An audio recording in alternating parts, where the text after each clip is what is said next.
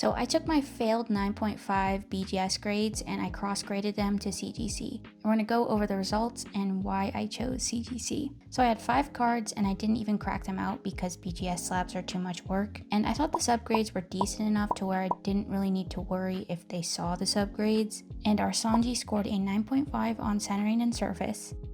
And CGC gave this a pristine 10.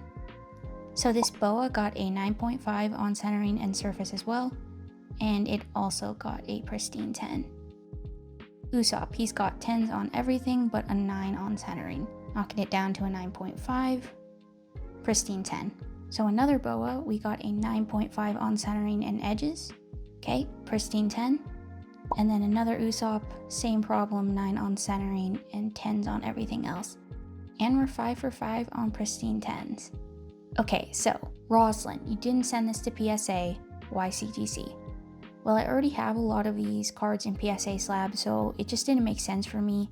If I have a lot of a card, I like to diversify the slabs that I'm putting them in, and I know there's always going to be a collector who prefers a CGC slab over PSA, so I'm just expanding my buyer pool.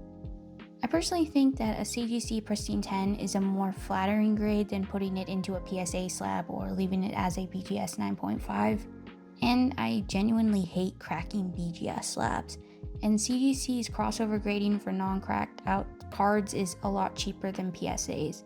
PSA's is like $50 and CGC is $16 with a membership. I thought that I had more than enough room to get these regraded again at CGC, but yeah, definitely don't be afraid to throw your cards around to different companies. I use all of them. I was pretty pleased with these results. I've done this before, sending BGS 9.5s to CGC to get pristine 10, so I hope that this was helpful if you want to try and take some of your failed BGS 9.5 grades and maybe try submitting them to CGC. I have been getting asked a lot for pre-grading video guides and stuff. I mean, I can do it if you guys want to. I feel like there's a lot of pre-grading videos out there already, but not specifically for BGS and One Piece cards, so maybe I will do something related to that.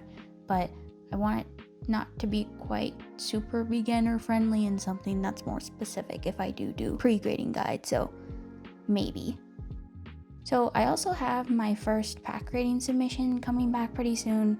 It's in the assembly stage and I genuinely had no idea what I was doing looking at these packs, so hopefully this will be interesting.